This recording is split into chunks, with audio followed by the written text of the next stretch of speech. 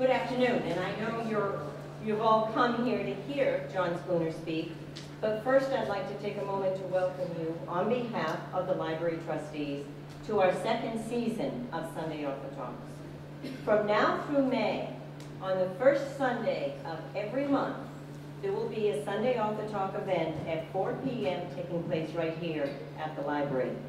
The schedule for this year is on the back of this brochure, and this brochure was mailed to all Cohasset residents about a month ago. So if you don't have one, there are more up here on the table so you can see who our speakers are for the year.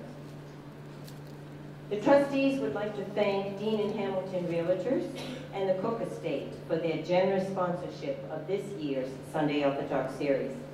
We'd also like to thank Bruce Sinclair, owner of A Taste of Wine and Spirits, for his contribution of wine to every post-talk reception. This is the second year that Bruce has made this kind donation, and we are very grateful for this. You're all invited to stay for wine and cheese following John Spooner's talk. His latest book, No One Ever Told Us That, is available here, and it will also be available in the reception area for purchase and signing. Now, Tom Hamilton, owner of Dean and Hamilton Realtors, will provide us with a few introductory remarks about John Spooner. I think they might have some kind of history together or something like that, right, Tom? Great. We used to go out.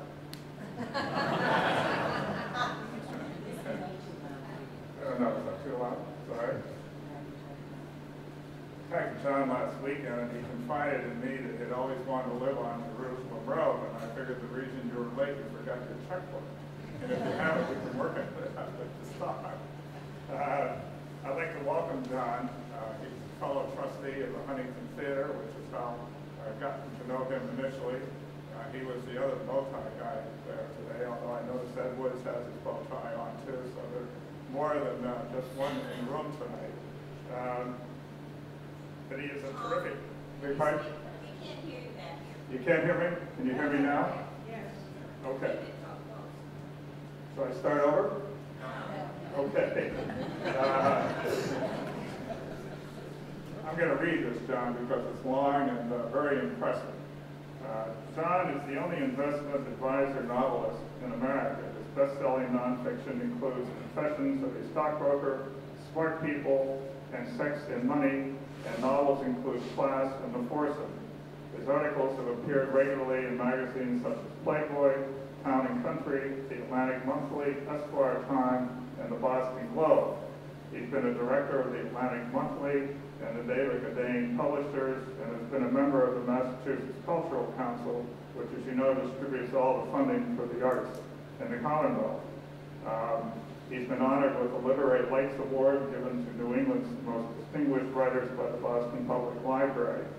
As managing director for Morgan Stanley Smith Barney, John was the creator of A Book for Boston, a celebration of Boston's 350th birthday. He lectures widely and has appeared on numerous TV and radio programs, including Wall Street Week, Fox News, and NPR, on the philosophy of investing.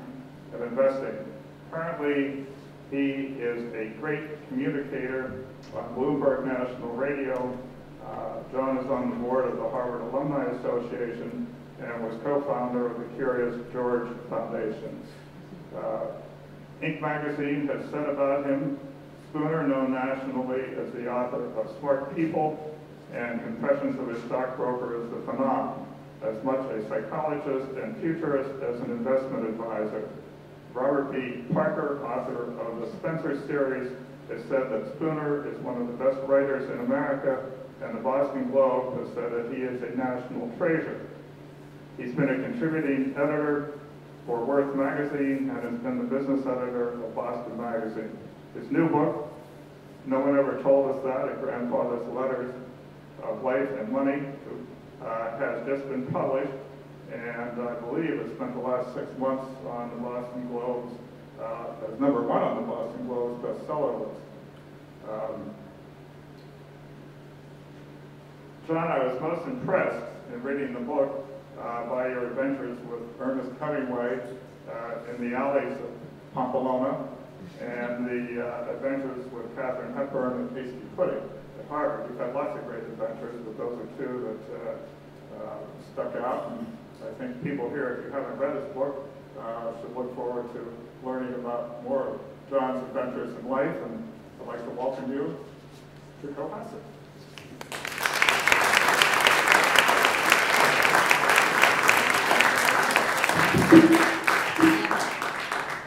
My mother couldn't have said it better.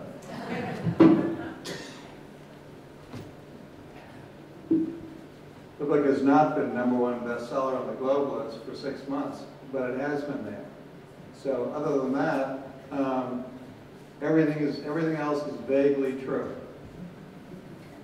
I'm extremely pleased to be in Cohasset. And as Tom said when he started his remarks, that, but didn't say that when I was little, I grew up in the summers in my grandfather's house in Nantasket, which he bought in 1918. And my mother used to go on excursions in her car and take me along, and many excursions to antique stores and roadside stands in Cohasset. And when I was really little, my ambition, we should always, all of us should have a dream. And if one dream isn't realized or one is, we should always be looking for what is the next dream.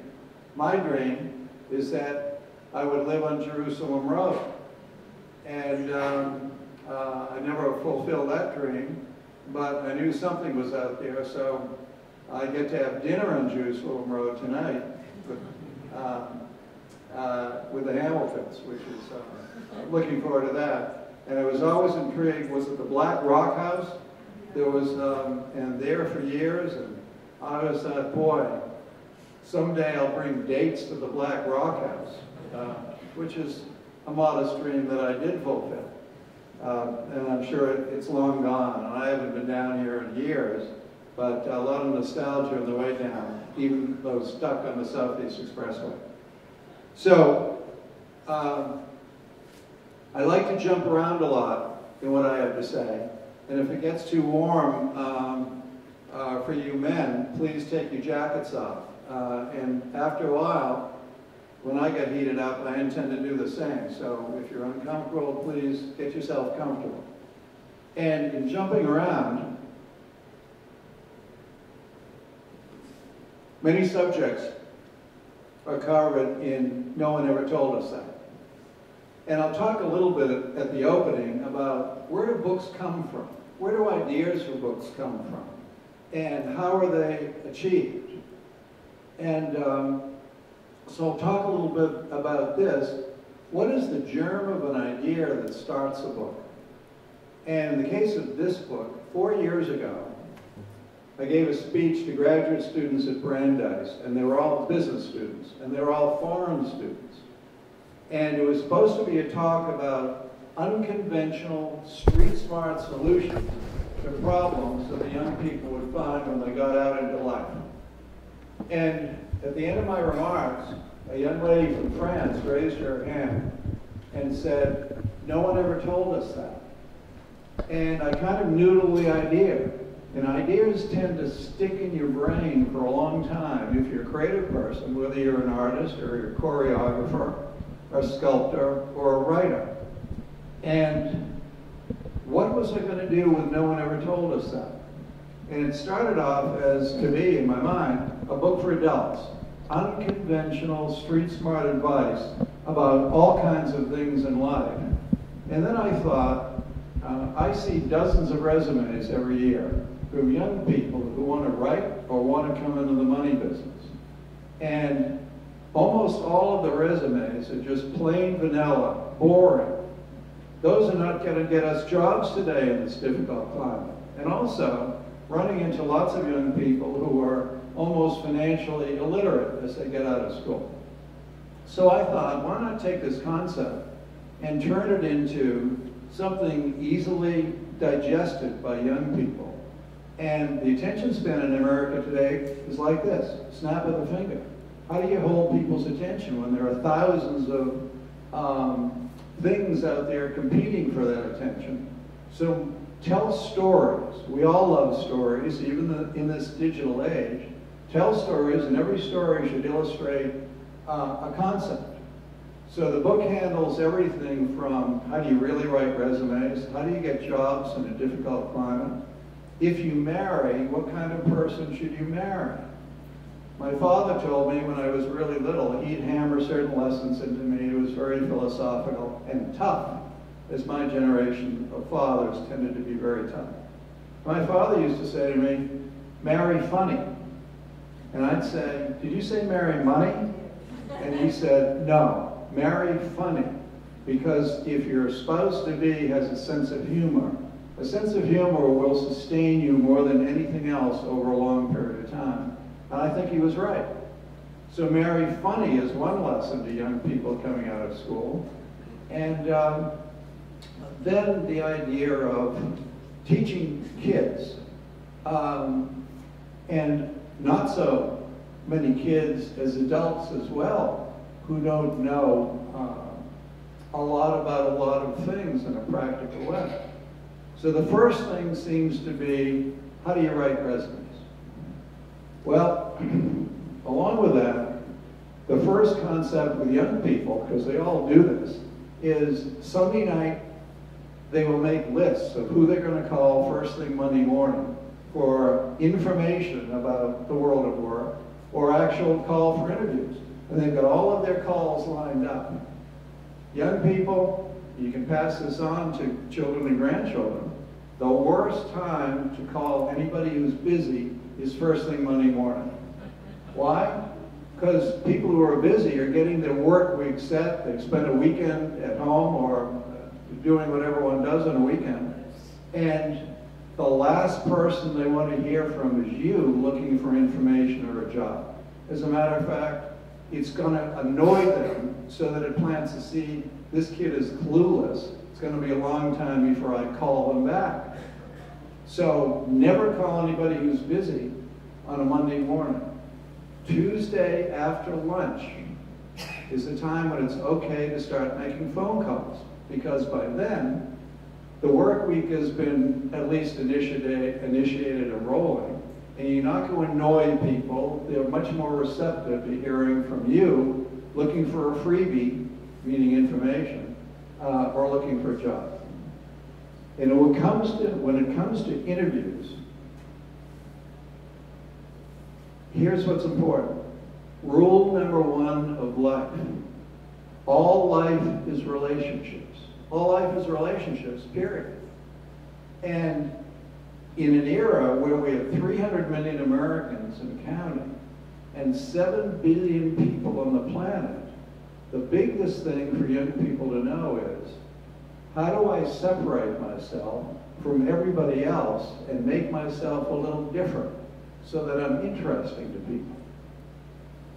Almost every resume I see is long on academic achievements or summer jobs, etc.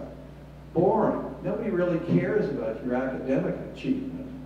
And if we search our database of friends and acquaintances over the years, I used to think about everybody I'd ever known who was named most likely to succeed in high school. That was it. That was the top of their lives. And the best moment in their lives, and anybody I've ever known who was most likely to succeed, that was their finest hour, never to have been repeated. And we all hear the bell at different times in life. And if we're lucky, we go like this. We don't peak at 17 years old. Except with men, unfortunately, supposedly certain things peak at 17. What a crime. Probably not a great subject to introduce to Cohasset at 4 o'clock on Sunday. But, so, how do you make an impact as far as resumes are concerned? A couple of stories about this. Since most resumes I see are just totally plain vanilla and boring, several years ago, clients of mine called and had a daughter married to a young man and who worked in Tokyo. And he was American, but he learned Japanese during college and got a job with a bank in Tokyo. And my friends, being the parents of the daughter, wanted their daughter back in America. So how did they maneuver to get their son-in-law back to the States? So they called me and said, would you talk to the kid? So I talked to the kid, send me your resume. It was so boring and plain vanilla that when I spoke to him, I said, haven't you ever done anything in your life except go to school? He said, well, you know, it's irrelevant in a resume. It's academics and my job. I said, your job right now is meaningless, and so is your academic career. What's different about you? So he reluctantly started to talk, and he said, I'm a black belt in karate. So I said, you know, and I kind of know, what it takes in terms of dedication and hard work and focus to become a black belt. It can take years. I said, that's significant. It should be on your resume. He said, nah, it's irrelevant. I said, it should be in your resume. Reluctantly, he put it on. And I say, it's your specialties in life and your interests that are going to get you jobs. It's what you don't expect that's going to resonate with other people. So, sent the resume out. Within 2 months, he had 3 job offers in New York, and back they came to the States. And all the interviewers wanted to talk to him about was how he got to be a black belt, not anything else. So, what is special about you or your children or grandchildren? There are certain clubs in life, like rugby is a club, rowing is a club. In the Midwest, wrestling is a club, water polo on the West Coast, women's ice hockey in the East and in the upper Midwest. And chances are, you're going to be interviewed by somebody who played rugby or rowed or played women's ice hockey or volleyball. That's what they're going to talk to you about. And because you share some kind of communal interest, they assume, boy, I know what I had to do to become a spiker in volleyball.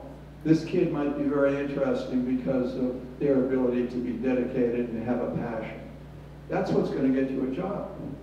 So this summer I gave a talk in South Dartmouth where I go in the summertime.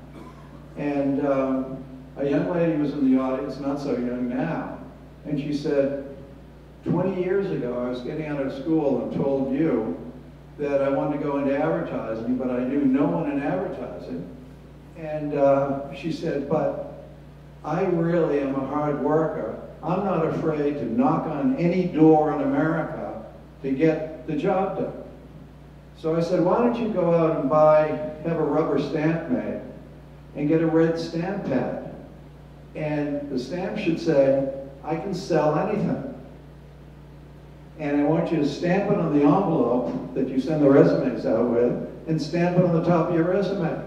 And she said, I got 2 job offers within a month, and I'm still in the advertising business. So another headline in life, which is, all this stuff is from the book, another headline in life is, don't be afraid to be different. And every young person has something different about them. They may collect comic books. They may be bird watchers. And it's what makes you different. Yesterday I got a cab ride from New York City to LaGuardia. And there was a young black man driving. We'd been out of school for, say, 6 or 7 years. And he's talking about his dream, which was to be a real estate developer. And I said, well, what are some of your interests? Talking about a resume for him. And he talked about academics. I said, now forget school, and forget graduate school, what else? He said, well, I grew up in Seattle, and he said, I went into the Air Force, and I ended up as a flight engineer. And I've been all over the world. I said, is flight engineering on your resume? He said, yeah, kind of, but I downplayed it. I said, underscore it. I said, what else? He said, I boxed a lot of, in Seattle, and I was a Golden Glove champ and I went to U.S. championships when I was young. Is that on your resume? No. I said, people will talk to you about boxing. This is going to get you a foot in the door. I said, anything else? He said, well, I was a big brother for some time. I said, you've got a brilliant resume and you don't even know it. So you've got to haunt people. It's what gets you into colleges today. It's assumed, as particularly any elite, so-called elite school in America, what they're interested in is your hobbies and your interests, because it's assumed you've got good grades and good board scores. So it's the unusual stuff that's going to get you jobs. And the one downside of my book is there's a chapter called The Value of Personal Notes. And people don't write personal notes anymore today. And if you get a personal note, people say, wow, I got a personal note, I'm going to save this. Years ago, it was just ordinary. Now it's something that nobody does. So every day, I get personal notes from people all around the country and a lot from young people. And the downside for me is, invariably, the young person said, thanks so much for writing the book. It's changed my life in a lot of ways. And would you talk to me about my career and my future? And if you care about young people, you're going to say yes. So I could spend a day a week just talking to kids around the country. And this is a real freebie, if you will, but it pays dividends in so many psychic ways. So it's one more thing that young people are clueless about. And one thing about personal notes, and again, something that happened in my life. Years ago, when I was a rookie in the investment business, and as Tom said, I do run a money management firm inside of Morgan Stanley. And it's an old-fashioned business, hopefully long on common sense. And unfortunately, it's a pain in the neck business because it involves advice and counsel. It's not like running a mutual fund where you never have to talk to a client. So years ago as a rookie and beating the pavement, trying to get clients, I had met a lawyer at a country club where I was a junior member. And I kept knocking on his door and calling on him. And just to get me, the nuisance, out of his hair, he gave me a little business. So I had a foot in the door with him, and one day in his office, briefly, I met his wife who was there. And after this meeting, his wife became ill, and she died about a year later.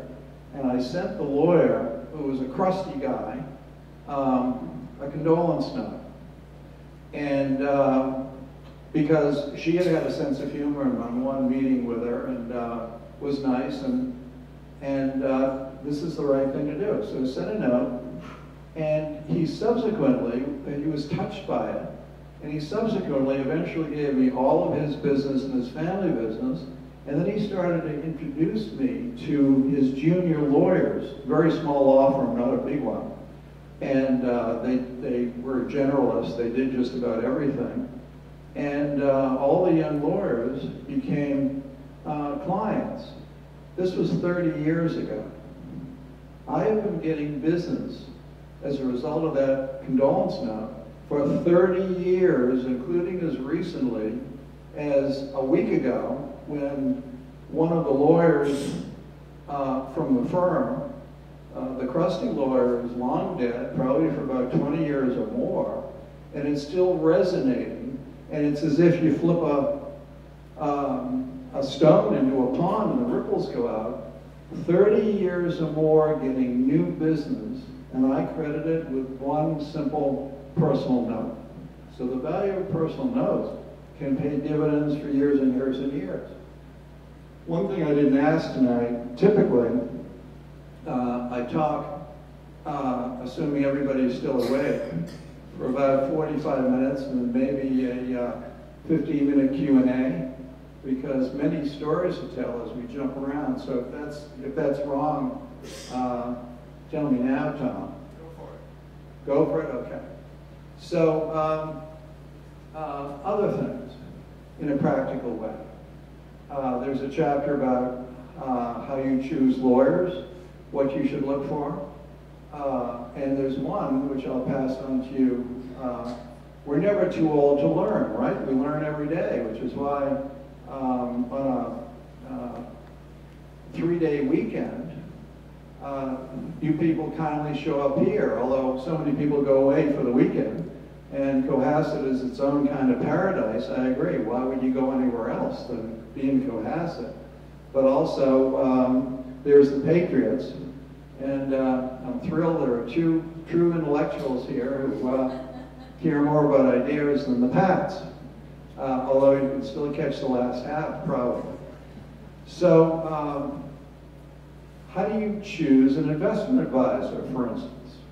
And I say, all the people over the years, hundreds if not thousands of people who have come in to see me for the first time, and no one ever asks the right questions. And here's what I think one should ask anybody who presumes to watch over your money. Here are the 3 questions I think are key. Number 1, what's your philosophy of investing, Mr. or Ms. Investment Advisor? And if the person you ask who's interviewing you, or you're interviewing them, if they can't answer the simple question, what's your investment philosophy, in a few simple paragraphs, then I would say move on and ask somebody else. The second question to ask is, over your experiences managing people's money and your own, what triumphs have you had over the years, and what did you learn from those triumphs? And also, what bumps in the road have you had, and what big mistakes have you made, and what did you learn from your mistakes? Virtually nobody ever asks that. And the third question that no one has ever asked me in all the years I've been in business, no one, and I think it's a key question, what kind of things do you own for yourself, Mr. or Ms. Investment Advisor? What do you own in your own accounts? Do you have any net worth? Well, don't ask that. But what do you do for yourself? And no one ever asks that, and I think it's kind of telling. So there's another chapter about ask the unusual questions. Here's a little trick that can tell you a lot about character with 2 little quick things without going through a long interview about what were you like in the 8th grade, or, you know, what do you do and where have you been? 2 little character questions, and the answers to which are remarkably telling. So anybody new who comes in to see me, or wherever I wander, if I get in a conversation with people, I'll ask them these 2 questions. Number 1, what's your all-time favorite book? And number 2, what's your all-time favorite movie? And it's incredible what you can determine about the character of the person by asking these 2 questions. And if somebody says to you, the Da Vinci Files, well, you instantly kind of know what that person is like. First of all, it's a relatively recent book. Second of all, you know, it may be an interesting, good read, but I don't think it should be your favorite all-time book. But that's just me. If somebody says, well, I don't really have a favorite book, I don't really read, maybe most of us, since we're in a library, are not going to be too interested in that person as a friend, and certainly not a close friend if they don't read. And the same is true of what the answers are for favorite movie. It tells you a lot about the person. So instead of getting lots of information from prospective clients about their lives, I'd like to know what's the character of the person, and what kind of values do they have, and are they romantic, are they pragmatists, are they boring, and it helps a lot. So part of running a pain-in-the-neck business is that, unfortunately, I don't have one size fits all. It isn't 2 model portfolios. Everybody is structured somewhat differently. That's the pain in the neck part of it. But you can only tell about people when you delve into their souls a little bit as to what they might really need. as far as their investing world is concerned. So one must be practical. The shortest chapter in the book, if there are any accountants here in the audience, I'm not talking about you. But the shortest chapter in the book is as follows. Clients call all the time and say, my accountant says, and I say, don't tell me what your accountant says, think about it. Have you ever met a rich accountant in your entire life? And people tend to laugh when I say that. So I say, let the accountants prepare the returns and push the pencil. Just don't give you investment advice. So that's a short chapter. Most of the chapters are short. And there's even a little bit about show business and different professions, including movies.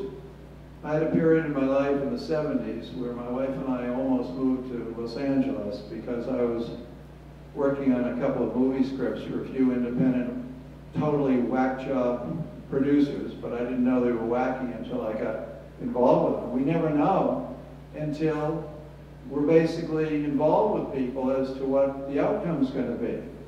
And and I like stories, and I tend to get sucked into people's stories and their lives until, you know, they prove me wrong. Like one of the chapters is, there are some people who we cannot save from themselves. All of you know what I mean. Everybody hears that somebody in their life who they've assisted time and time again, and they continue to foul up endlessly and can cause you lots of problems until you finally have to say, you're an old friend of mine, but enough is enough. 3 strikes and you're out. And there are some people even we can't save for themselves. So it's like, if you have a problem, problems tend to fester within us and bother our sleep and bother what's going on with us. And I say, if you have a problem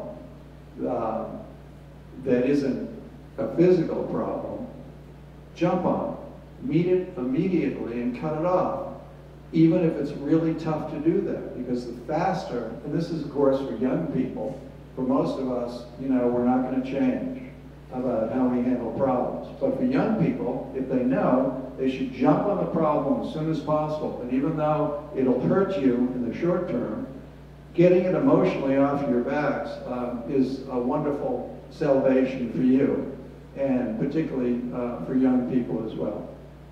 So the little show business advice is, it seems to me that for years, if you got out of school, everybody had to have a New York experience, meaning work in New York for a year, 2, or make it your career. In the last 10 or 15 years, it seems, lots of young people are gravitating toward California for show business of one sort or another. Movies, television, writing, producing, whatever. And my short question to all young people I see or talk to who plan to go to Hollywood is the following. If you've got a dream, pursue it. Don't look back and say, shoulda, coulda, didn't. So go and do it. But my question to you, young person, is how tough are you? And the young person will say, what do you mean by that? Hollywood is a place where only the really tough survive. If you think you're really tough, if you're a killer, I mean in a, you know, kick down the door sense, then you have a chance of doing well out there. If you're a nice person, then chances are it's going to be very difficult to be successful in Hollywood. One of my best friends in college knew he was going to have a theatrical career and go west and be in Hollywood. They even called him, his nickname was Broadway, because he was a very charismatic guy and very attractive. And he went west, and he never really made it out there. And one night, 20 years ago, we had dinner in Los Angeles, and a few drinks, and he said to me, you know, I always thought I'd be huge out here, and it's never really worked. And he said, you know why? I said, no, why? I said, all your friends expected you to be huge as well. He said, because I grew up in Manhattan. I went to Buckley School, Milton Academy, and Harvard. And he said, while I was writing thank you notes to hostesses, the kids from Brooklyn who never went to college and hitchhiked west were going by me like a shot. So he said, toughness is the #1 secret to success out here. And it actually means more than talent. So, as you can tell, the book skips around an awful lot. And there are a few things that I think may be key or you'd like to hear. And one chapter is why you should always have friends of the opposite sex. That we can learn a lot from each other if you pay attention. And if you have long-term friends of the opposite sex, it can enhance your life enormously. Again, this is for young people, but it's for all of us too. And for instance, germ of ideas of books. I wrote a novel that was published in the 90s called The Foursome. And for years, I had had a vision of standing on a first tee at any golf course and seeing 4 young men, maybe 14 or 15 years old, each carrying a golf bag, walking away from me down the fairway and wondering, who are they? Where do they come from? What are their hopes and dreams, and what's going to happen to them? And I had the vision for years and years until I finally said, okay, I'm having enough dreams and visions of these kids. Now's the time I have to write the book. Not knowing what the book was going to be or who these kids were going to be, but it can take years sometime for something to fester and keep rolling.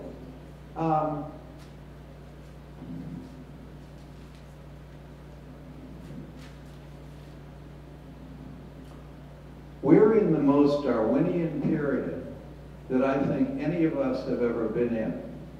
And if it's survival of the fittest, I know small little businesses that are boutiques or small restaurants or specialty businesses that are private, that are doing good to great. And I know of global brands, huge public companies that do business all around the world, whose financial conditions are the best they've ever been, ever, because of downsizing and because of paying down debt. So the headlines, and I've been saying this for 4 years or so, the news, folks, every day for the rest of your lives is going to be terrible. But if you're in business, you can't pay attention to the headlines. Don't be a headline reader, because it may have nothing to do with you or how thriving your family is or how thriving your business is. If you're in business, you have to go with the times and reinvent yourself. And it's just that in the climate we're in, all boats are not going to rise for a very long time. We're not going to have general prosperity for ages. But it may have nothing to do with how well your families do, or you do individually, or how well your children do. And in this era, I don't know a family practically that doesn't have needy children or grandchildren because of the era we're in. And lots of retired people, millions of them around America, who think they're going to have the good life and can relax a little bit, have seen value of retirement plans go down, and the fact that you can't get interest on your money, that we practically have 0 interest rates, and so many families writing checks every month for children, grandchildren who are needy, and in many cases, lots of young people who are going to be needy forever. So, and it's hurting mom and dad all through the country. So this is another thing where you have to be more creative and practical and street smart with solving problems for yourselves and for your children. And in the bad news department,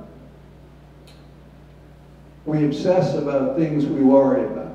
And I don't necessarily mean just family things, but the oh my gods. because the level of, it isn't just 4 tough years, say, in stock markets or in the economy. It's almost a dozen years. And we had 2 moments, 2 panics in the last, well, in the first decade of this century. 9/11 and the meltdown of the financial system. And I've seen 4 panics in the years I've worked, starting with the Kennedy assassination. In all cases, people calling and saying, nothing's ever going to be the same. We're never going to see good times again. In the last 12 years, there's a feeling, it's almost a generation where people think nothing can be good again. I think everything goes in cycles. And that sooner or later, even though very few people can see it, we're going to see a cycle where anxiety and fear is replaced by greed.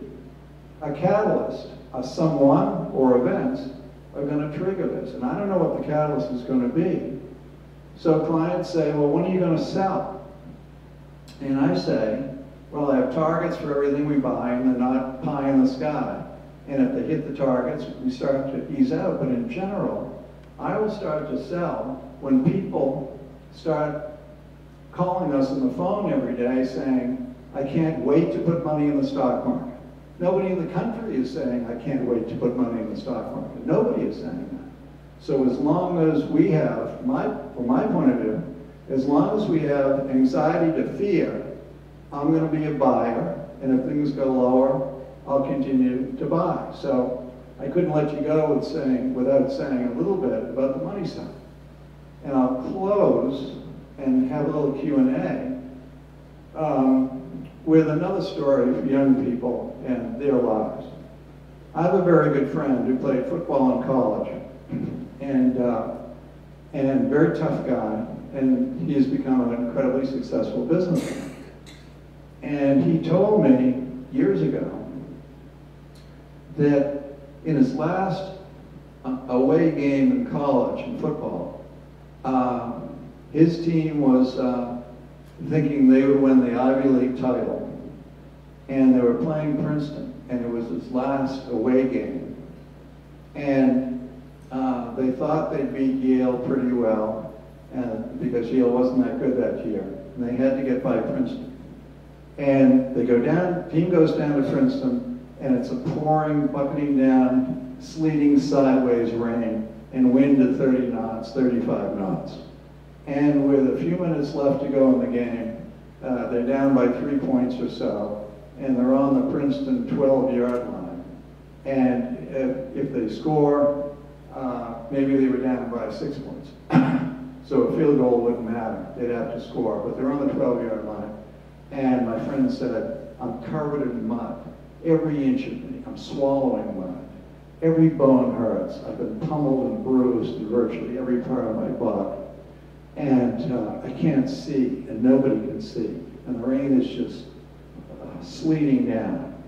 And he said, we took 4 downs, and we couldn't score, and we lost the game. He said, I took my helmet off, and I walked off the field. He said, I never cried, but I was bawling my eyes out.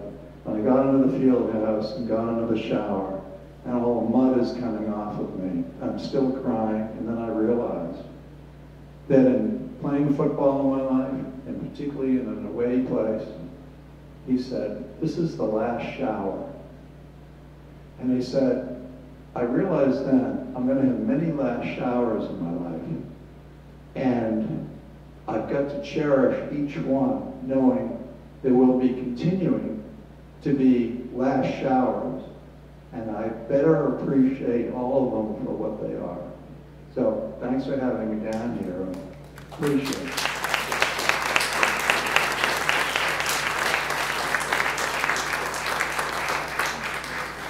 And before they uncork the bottles, if anybody would like to ask a question. Yes, ma'am. What do you invest in? I think, personally, and for clients too, I'm glad you asked, that the single best investment in the world today, in my view, are the great American brands that do business globally, that are in fortress-like financial condition, and that pay you more than 10 to 30-year bonds. So 30-year bonds are barely 2%, and 10-year treasuries are not even, 1.5%, something like that. So that I kind of, where the yields of 3% are better, and the companies that do business globally. And it's what I call income plus a kicker, meaning you get income better than 30-year treasuries, and you're buying rock-solid, fortress-like companies, and you have the potential for growing the value of your money too. And that's where my go goes, sometimes a little bit every day. Yes? What's your all-time favorite book? My all-time favorite book is The Great Gatsby. And in my view, well, Hemingway and Fitzgerald were my gods in college. And all I wanted to do was sit in the cafes in Paris and write. I still write longhand in a notebook. And a brilliant young woman who has worked with me for a long time takes my almost illegible hen scratchings, takes them home on the boat every day, and takes the boat in to see me every day with TypeScript from which I edit. And Yvonne Russell is here with me today. And lives on the South Shore, and she can read my writing. My wife could never read my writing. So, but it says a lot about all of us. So Gatsby is my favorite book. I think it tells more about the character of America in the 20th century than any American novel in the 20th century. Well, if no more, yes, Tom? How do you manage those 2,000 clients you have and have the writing career, speaking career, and get it all done with some degree of thoughtfulness? You have to be a sick person. The writing side is, I don't care what my children do in life as long as they have a passion for something. And I grew up wanting to write. And when I got out of college, my dad was a partner in an old investment firm. And as I say, he was very tough. And he said, "You're coming in this business." And I said, "Dad, I can't even read a stock page in the newspaper. I have zero interest in it. I want to write." And he said, "You've got to make a living, number one. And number two, you are coming in this business. And if you want to write badly enough, you will no matter what you do, if you have the passion for it." So I took it as a challenge, figuring when my first book came out, I'm going to quit rude commerce and leave the investment business. But by the time my first book came out, I wrote early in the morning, late at night, to free myself from both business and free myself from debt. And, but I made this incredible discovery when my first book came out, which is that I learned that the investment, particularly the stock market, in my view, was 80% emotional, fear and greed, and 20% reality. And that the only thing I knew anything about was character. So again, what I point out to young kids, the accidental nature of life. Who walks in the room at the right time or the wrong time and changes her lives? Oh, one little story that I told you before about the things that we fear almost never happen. What damages us in life, like, oh, when are the Israelis going to go into Iran, or one of the biggest fears, there's a man in this room who solved this problem, John Keane Corp, Y2K. Remember the days of every computer in the world was going to stop at midnight in the year 2000? And John Keane's Keane Company was the biggest solver of that problem. And that basically John figured it all out, this classic American dream, in a garage in Cohasset. Or where was the garage, John? Anyway, I may have simplified it a little bit, but anything we fear, it's like what blindsides us is what hurts. 9/11, Pearl Harbor, but stuff we obsess about almost never comes to pass. So, if no more questions, I love being here. Yes, ma'am. favorite movie, it's kind of two. And you can tell a lot about the person. My favorite movie is Casablanca. About as romantic a movie as there ever was made. But my second favorite movie is Animal House. So thanks for coming, and I'm happy to sign books.